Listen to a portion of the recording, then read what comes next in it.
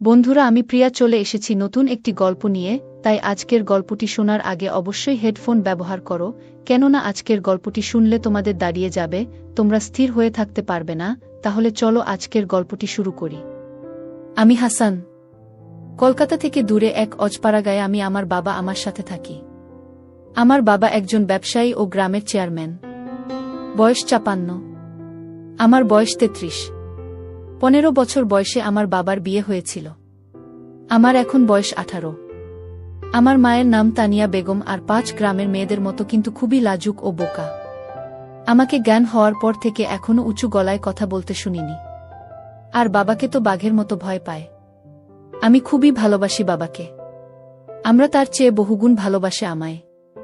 আজ পর্যন্ত কখনো কড়া গলায় আমায় কিছু বলেনি। মা একটা সময় ভাবতাম অন্যরা আমার কাছে বোকা বাস আসন পায়, কিন্তু আমি পাই না কেন? কিন্তু এখন ভালো লাগে। যাই হোক, আমার আম্মা পৃথিবীর সবচেয়ে সুন্দরী বললেও কম হবে, কারণ আমার বয়সী একজন নারী আমার সমান সন্তানের এত কম বয়সে জন্ম দিলে শরীর ভাঙার কথা। কিন্তু মা সামান্য তা হয়নি। বাড়ির সব কাজ আমরা একা হাতে সামলাই।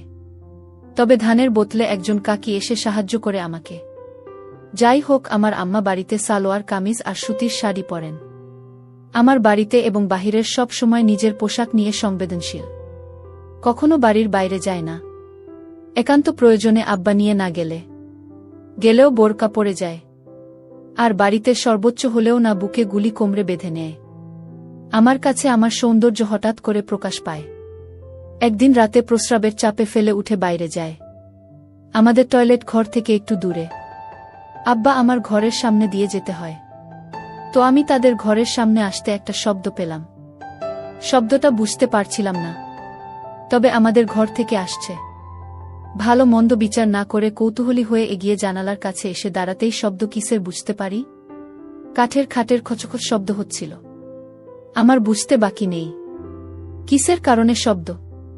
কখনো আব্বা আমাকে খারাপ নজরে দেখে নিন, কিন্তু কেন জানি না সেদিন আমি সব জেন গুলিয়ে ফেলি।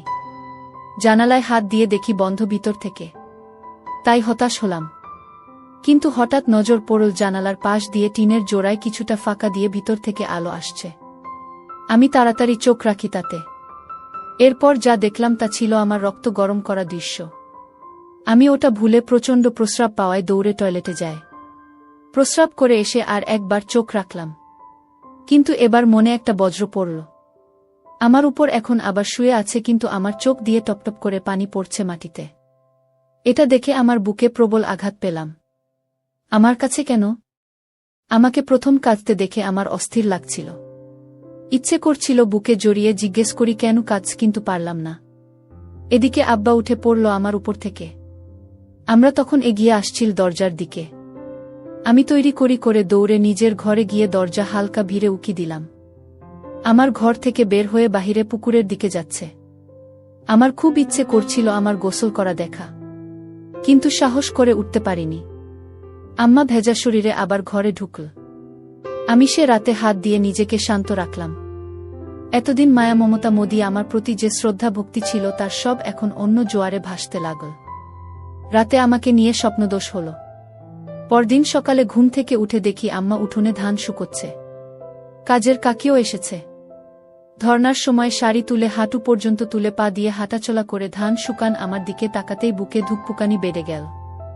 আমার গায়ে একটা সালোয়ার কামিজ। আমি এগিয়ে গিয়ে আমাকে জড়িয়ে ধরলাম। পিছন থেকেও বললাম, আমার খিদা লাগছে। আমরা ভূত দেখার মতো ছিটকে আমার থেকে দূরে সরে যায় চিৎকার দিয়ে। পরে আমায় দেখে বুকে হাত দিয়ে স্বস্তির নিঃশ্বাস নিল। আমি ধ্বজভঙ্গ হয়ে দাঁড়িয়ে আছি। কি বলব কিছুই বুঝতে পারছি না। আসলে কখনো আমাকে এভাবে জড়িয়ে ধরে নিবর হবার পর তাই ভয় পেয়ে গেছে। ওদিকে কাকে হা করে তাকিয়ে আছে বিষয়টা বোঝার জন্য। আমরা তখন আমার জীবনের অন্যতম অবাক করা কাণ্ড ঘটাল। জোর গলায় রাগের সুরে বলল, এমনই ধরো কিসের জন্য? এত বড় হয়েও তোমার জ্ঞান বুদ্ধি হয় নাই? আমার চোখে মুখে রাগ আর পানির ঝলকানি। আমি ভয় পেয়ে গেলাম আমার এই রূপ দেখে। আমায় তার প্রতি মনোভাব পুরো পাল্টে দিল। আমি প্রচণ্ড কষ্ট নিয়ে মুখ চোখে পানি নিয়ে মাথা নিচু করে ঘরে চলে গেলাম। তখন বাহিরে শুনতে পেলাম, কাকি বলছে, কি রে বুঝি তোর কি হয়েছে? জীবনে যে পোলারে একটু গলা উঁচু করা কত কোষ নাই, আইস কি কইরা এমনই বলি। আমার কোনো প্রত্যুত্তর পেলাম না। মন খারাপ করে সে যে ঘরে ঢুকেছি আর বের হইনি। ঘুমিয়ে পড়েছি। দুপুরে হঠাৎই একটা শব্দে ঘুম ভাঙল। ঘুম ভাঙতেই চমকে শোয়া থেকে উঠে বসে পড়ি। আম্মা আমার পাশে বসে অকাতরে কেঁদে চলেছে ফুপিয়ে ফুপিয়ে। আমি কি হয়েছে আম্মা? কান্দেন কেন? কি হয়েছে কনামারে? আমায় বুকে জড়িয়ে ধরে কাঁদতে লাগল বলে উঠল। আমাকে মাফ করে দাও বাবু। আমি আইস আমার বাবুর আরে বোকা দিচ্ছি। তুমি মন খারাপ করো না সোনা। রাগ করো না। আমি সকালে আমার সাথে এই আমাকে মেলাতে পারছি না। আমরা পরনের সকালে পোশাকি, তবে ঘাম ঝরানো শরীরে এখনো ধান লেগে আছে। আমার বুকে আমার মাথা। ঘামের গন্ধ খারাপ হয়, কিন্তু মায়ের গায়ে নাকি এক তৃপ্তি স্নেহের ঘ্রাণ থাকে। আমিও তাই পেলাম। আমার কান্না থামাতে আমি আমার হাত ধরে বললাম, আপনি আমার আম্মা। আপনার উপর আমি রাগ কেন? আপনি বলবেন না তো কে বলব? আমার ভুল করেছি তাই বকছেন? আমরা বলল, আমার মনটা খারাপ ছিল ময়না, তাই মাথায় কাম করতা ছিল না। বেলা তোমায় বলছি, আমারে মাফ কইরা দিয়ে পড়ান। আমি আপনি এসব বইয়ের নাম, আমি আপনাকে ভীষণ ভালোবাসি। আপনি এমন করলে আমি কষ্ট পাই। আপনার উপর আমার কোনো রাগ নেই। কান দেন না দয়া করে। আমার কান্না থামাতে কিছুটা। তখন বললাম, আমার খিদা লাগছে আমার। আম্মা হতো না। এই তো আসো আমার লাগে। আমার পোলারা সকাল থেকে কিছু খায় না, কি মুখ পুরি আমি। আমি আমার মুখ চেপে থামিয়ে বললাম, এসব করবেন না আম্মা, আমার কষ্ট হয়। বলে আমি কি এক সাহসিকতায় জানি না। আমার ছোট্ট একটা হামি দিয়ে বসলাম। সেকেন্ডের জন্য আমিও স্তব্ধ হয়ে গেলাম, কিন্তু আমার খানিক কোনো বিরূপ প্রতিক্রিয়া ছিল না। উল্টো আমায় অবাক করে আমার গালেও দিয়ে আমার সোনা বলে বুকে জড়িয়ে ধরল। আমি আকাশপাতাল এক হওয়ার মতো অবস্থা হয়ে গেলাম। আসলে কখনো এমন কিছু ঘটেনি এর আগে। সাধারণ তোমার সন্তানের ধরনের আচরণ স্বাভাবিক, কিন্তু আমাদের বিষয়টা ভিন্ন। এত বড় হয়েছি, কখনো এমন করিনি কেউ হঠাৎ করা একটু অস্বাভাবিক। কিন্তু আমার কান দিয়েও আমি অবাক। আমার হাত ধরেই বিছানা থেকে নেমে নিয়ে বাইরে উঠোনে এক পাশে গাছের নিচে বসিয়ে দিল। আমি গুলি করে বসলাম। আমরা তখন ভিতরে গিয়ে প্লেটে করে খাবার আনন। আমায় খাইয়ে দিল নিজ হাতে, মাঝে হঠাৎ আবার কে দিল। আমার দিকে চেয়ে আমার গালে হাত রেখে, আমি আবার কাঁদছেন। আপনি সব ভুলে যান। আমি না আপনার পোলা, আমারে ভালোবাসেন বলেই তো বকছেন, না হলে বকতেন না তো। আমি আমার চোখ মুছে দিলাম, তারপরও থামে না। আমি আর খাব না, আপনি কাঁদলে আমি উঠে চলে যাচ্ছি। তখনই আমার হাত ধরে বসিয়ে দিল, বল আচ্ছা আর কান্না, বসো বসো। আমি মার চোখ ভালো করে মুছে দিয়ে আবার ওহ আমি দিলাম। প্রথমবার দিয়ে সাহস বেড়ে গেছে। মা এবারও কিছু বলল না, মুচকি হেসে আমার প্রতি স্নেহ প্রকাশ করল। আমি বুঝলাম না অপরাধবোধে আবেগী হয়ে গেছে বলে এই আচরণ। যাই হোক, স্বাভাবিকভাবেই নিলাম। খেয়ে উঠে গোসল করে এলাম নদী থেকে। বাড়িতে ঢুকে দেখি আম্মা গোসল করে কাপড় ছিল ওখানে। গায়ে একটা নীল শাড়ি, ভেজা চুলে গামছা বেঁধে খোপা করে কাপন আছে। তখনই আর এক কাহিনী ঘটল। আমার চোখ আটকে গেল মায়ের পেতে। জীবনে মার দিকে এভাবে তাকায়নি বলেই হয়তো এত সুন্দর আমার নজর এড়িয়ে গেছে এতদিন। আমি তাকিয়ে আছি এক ধানে পেটের দিকে।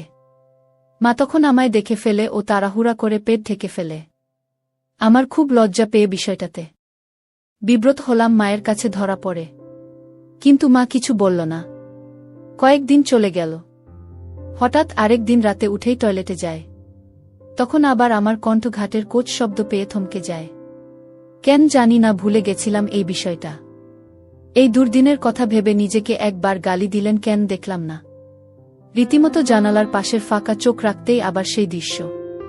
আমার চোখে মুখে ঠিক আগের মতোই নীরস জানি, একদম নিস্তেজ লাশের মতো পড়ে আছে। আর আব্বা আপনার মনে কাজ করে চলেছে। আমি আর সামলাতে পারলাম না। ওখানে হাত দিয়ে শান্তি করে নিলাম। কাজ শেষে আব্বা আগের মতোই উঠে দাঁড়িয়ে যায়। আমাকে দেখে আজ এক প্রকার রাগ হল। কেন এই বুড়ো যে আমার মতো এক রূপবতীকে পায় তা আমার বুদ্ধিতে আসে না। এই বুড়োর সাথে এমন মেয়ে বয়সী নারীকে মানায় না।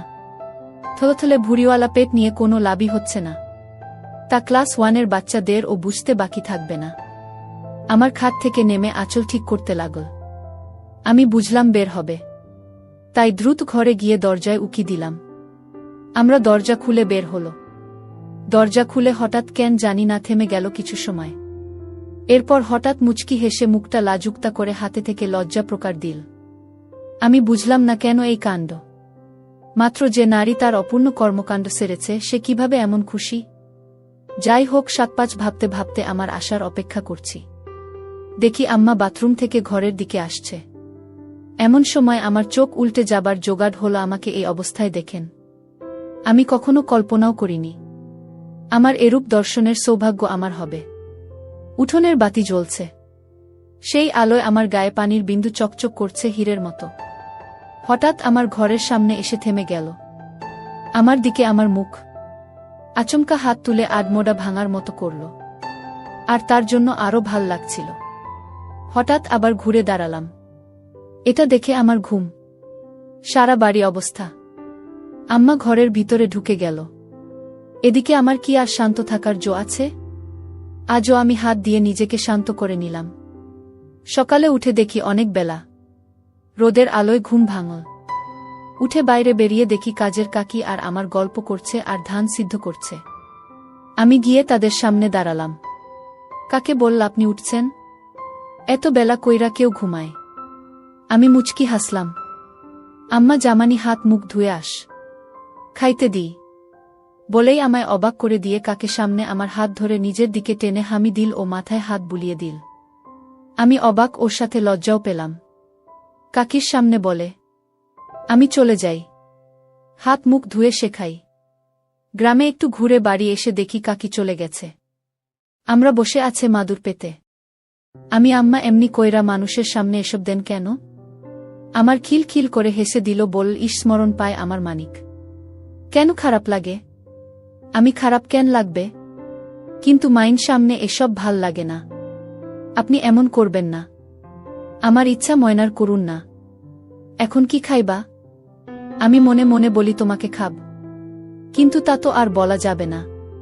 তাই বললাম, আপনি আমাকে ভাত খাওয়াই দিবেন আম্মা। আম্মা, দিব না কেন? আমি এখনই আসছি। আমরা ভিতরে গিয়ে খাবার নিয়ে এল। বসার সময় বলল, এই গরমে এসব বস্তু কিংবা আছো কেন? সাত খোল। গরমে আর গায়ে কিছু দেওয়া লাগবে না। বেডা মানুষ খালি গায়ে থাকলে কিছু হয় না।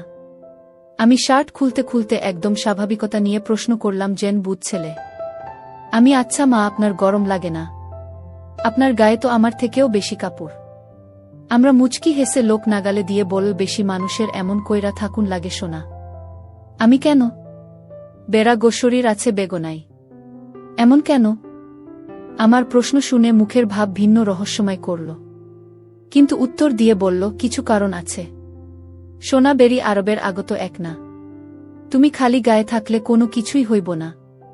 কিন্তু আমি খালি গায়ে হলে সবাই ফ্যালফ্যাল কইরা চাইয়া থাকব। আমি কেন যাইয়া থাকব? কেন? আমরা এক দুই একটু নাছোড়বান্দা অবস্থায় পড়ে গেছে। কিন্তু সে কেন জানি না আমায় থামিয়ে অন্য কথা বলছে না। আমার প্রশ্নের উত্তর দিচ্ছে। কেন করছে সেটা আমার কাছে বিষয় না। আমার ভালো লাগছিল তাই আমিও বলেই চলেছি। আম্মা, আচ্ছা, তোমার বুক ই বুক বড়। বেরি গোবর বুক থাকে, তাই চাইতে থাকে। আমি আবারও বুঝিয়ে বলি, বুক তো আছে। বেরি মাইন্সের বুক থাকে বাচ্চাকে দুধ খাওয়াতে। এই থেকে রাখুন লাগবে কেন? আমার কথায় 1 সেকেন্ড চুপ করে বল, দুধ খাওয়ানোর জায়গা। কিন্তু এটা হল সুন্দর একটা জিনিস যা বেড়ানো দেখার লাগে না। আমি তো দেখছি কত। আমি তো আপনার দুধ খাইয়ে বড় হয়েছি। আমরা প্রথমে অবাক হলেও আমার কথার মানে বুঝে বল, তুমি আমার পোলা ছোট থাকতে সবাই সন্তানদের দুধ খাওয়ায়। তুমি দেখলে সমস্যা নাই। আমি এবার মাত্রা ছাড়িয়ে একটা প্রশ্ন করলাম, আচ্ছা মা, এখন আপনি আমার দুধ খাওয়ান না কেন? আমার চোখ বড় করে বিস্ময় প্রকাশ করল, কিন্তু রাগের না, অবাক হয়ে। ভেবেছে আমার উত্তর দেবে না। তবে আমার ধারণা ভুল প্রমাণ করে বলল, এখন তো আমার নাই শোনা। আমি আমার বুকের দিকে আঙুল ইশারা করে বলি যে আছে। নাই কোন কেন? নাকি আমি বড় হয়েছি দেখে আমায় আর ভালোবাসে না? আমার প্রশ্ন শুনে হেসে দিয়ে বলল, পাগল পোলা আমার। মায়া ঘোষ মিলে বাচ্চা হওয়ার কয়েক বছর পর দুধ শেষ হয়ে যায়। তো গাইস, এই ছিল আমাদের আজকের ভিডিও কেমন লাগলো অবশ্যই কমেন্ট করে জানাবে। চ্যানেলে নতুন হয়ে থাকলে অবশ্যই সাবস্ক্রাইব করবে এবং ভিডিও লাইক করবে। তো দেখা হচ্ছে নেক্সট ভিডিওতে, সে পর্যন্ত বাই বাই।